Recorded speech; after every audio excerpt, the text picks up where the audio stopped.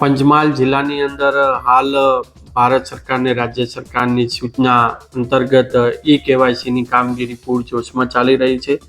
જિલ્લામાં NFSA ration card ધારકોએ 77% KYC કરાવી લીધેલું છે. હાલ જે 23% જે કેવાયસી બાકી છે તેમાં આધાર રિલેટેડ જે ઇસ્યુ આવે છે એમને કેવાયસી કરાવવામાં, જેમ કે એમાં મોબાઈલ નંબર અપડેટ કરાવવાની જરૂર ઊભી થાય છે.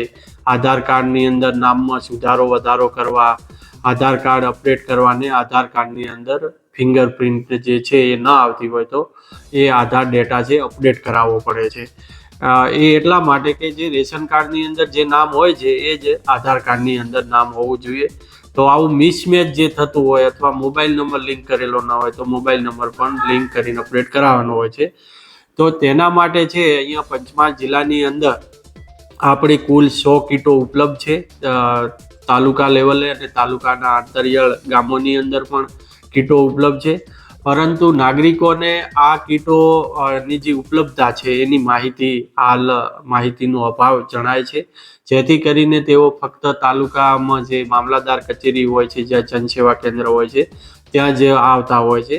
બાકી પણ તાલુકાની અંદર નજીકમાં એમનું ગામ હોય છે ત્યાં પણ આધાર કીટ ઉપલબ્ધ હોય છે, જેની માહિતી ન હોવાના કારણે તેઓ ત્યાં લાભ લઈ શકતા નથી. જેથી કરીને અમે દરેક તાલુકા વાઇઝ યાદી તૈયાર કરી છે. યાદીમાં એમનું આધાર કીટ કયા લોકેશન ઉપર છે, ગામનું નામ છે, એનો કોણ ઓપરેટર છે, એના મોબાઈલ નંબર છે, જેવી તમામ માહિતી એકઠી કરી અને દરેક મામલતદાર કચેરી તેમજ ગ્રામ પંચાયત સુધી પણ અમે પહોંચાડવાનો પ્રયત્ન કર્યો છે. અને આ જો કીટોની વાત કરવામાં આવે તો ગોધરાની અંદર હાલ 34 કીટ વર્કિંગ કન્ડિશનની અંદર છે. કાલોલની અંદર 15 કીટો હાલ ચાલુમાં છે. ઘોઘંબાની અંદર પણ 15 કીટો છે ચાલુ. હાલોલની અંદર 12 કીટો, મોરવાડામાં 11, શહેરાની અંદર 10 અને જાંબુપુરામાં 3. આમ કુલ મળીને જિલ્લાની અંદર 100 આધારની કીટો છે એ ઉપલબ્ધ છે અને ચાલુ કન્ડિશનની અંદર છે.